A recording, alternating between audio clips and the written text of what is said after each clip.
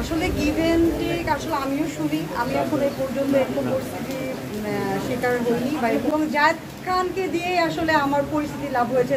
এর কারণ হলো আমি যেহেতু মডেল, আমি নিজেকে একটু ডিফারেন্ট ভাবে প্রেজেন্ট করি, আর আপনারা ভালোবাসেন এই জন্য হয়তো আপনাদের কাছে ভালো লাগে। আসলে যার মন সুন্দর তাকে তার ভিতর থেকে যে সুন্দর তাকে বাইরে থেকে সুন্দর লাগে। আমি আমার মনটা আলহামদুলিল্লাহ খুবই ভালো, খুবই সুন্দর, এই জন্য উপরটাও সেটার প্রকাশ পাচ্ছে। আসলে শাকিব খান এমন একজন আমাদের বাংলাদেশ ইন্ডাস্ট্রির বড় নায়ক, উনার সঙ্গে আসলে সবারই কাজ করার অনেক অনেক স্বপ্ন। সো আমিও আমারও স্বপ্ন দেখি, যদি ব্যাটে বলে মিলে অবশ্যই দেখবেন কাজ। নায়ক ফার্স্টে, তারপরে আমার কাছে মনে হয় যদি মানে সুপারহিট মানে যারা বাংলাদেশের টপ লেভেলে যেগুলো নায়ক আছে ওনাদের সঙ্গে যদি আমি একটা কাজ করি, অন্তত বলবে যে না সোনিয়া ওনার সঙ্গে কাজ করেছে, আর গল্প তো ভালো হয়ে যাবে। আসলে গিভ এন্ড টেক আসলে আমিও শুনি। আমি এখন এই পর্যন্ত এরকম পরিস্থিতি শিকার হইনি বা এরকম করতাম পারিনি। আমিও শুনছি, সামনে হয়তো যদি পাই তাহলে আপনাদেরকে জানাবো। আমি সবসময় ঝামেলা খুব কম পছন্দ করি।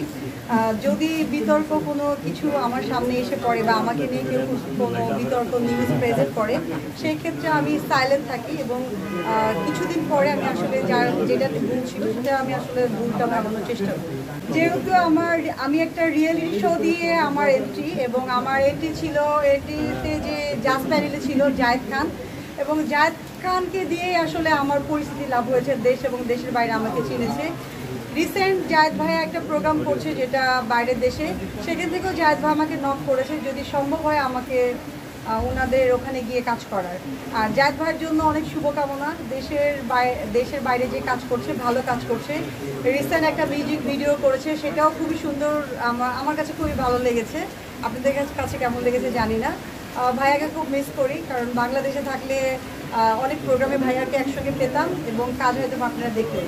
তা আসলে জায়েদ খান এখন যেহেতু বাংলাদেশে নাই, সেহেতু আমরা জায়েদ খানের কথা বাদই দিই। আমাদের এখন শাকিব খান আছে, আমরা শাকিব খানকে নিয়ে কথা হ্যাঁ, শাকিব খান এখন আমাদের সব মেয়েদের হলো ড্রিম বয়। তো এখন আমরা শাকিব খানকে নিয়ে কথা বলি। যখন বাংলাদেশে জায়েদ খান আসবে তখন আবার জায়েদ খানকে নিয়ে কথা বলবো। না না, আপনারা দেখছেন যে শাকিব খানের যে একটা হার্লিনের প্রোগ্রাম দিয়েছে, যেটা পিয়াল হোসেন ভাইয়া ছিল, আমিও ক্যামেরা করেছি। সেখানে যখন খুব কাছাকাছি দেখেছি তার চোখ এবং তার কথাবার্তা অ্যামাজিং, খুবই ইমপ্রেস হয়েছি এবং আসলে বালিশে জড়িয়ে ঘুমাইনি, ভালো লাগে। ড্রিম বয়। এবং একটু বলবেন যে কিছুক্ষণ আগে আমরা দেখলাম যে সুদর্শন পুরুষ 1 লক্ষ খান, তাহলে কি শাকিব খানকে সুদর্শন পুরুষ বলা যায় না, নাকি 1 লক্ষ সুদর্শন পুরুষ? প্লিজ ভাই একটা কথা আপনাকে বলি, শাকিব খানের সঙ্গে আপনি 1 লক্ষ খান ভাইয়াকে মিলায় না। উনি মানে দুইজনের সেক্টর একেবারে আলাদা, দুইজনের সেক্টর সম্পূর্ণ আলাদা। হয়তো বা ভুলক্রমে একটা নিউজ চলে গিয়েছিল, যার কারণে অনেক প্রশ্নের সম্মুখীন ভাইয়া হয়েছে। অ্যাডো খান হলো কোরিওগ্রাফার, ড্রেস এবং আমাদের ক্যাটারার ডিজাইনার সবকিছু। অবশ্যই শাকিব খান। তাহলে আপনার হাজবেন্ড কি হাজবেন্ড কোথা থেকে আসলো? শাকিব খান কেন আপনার তোকে সুদর্শন পুরুষ?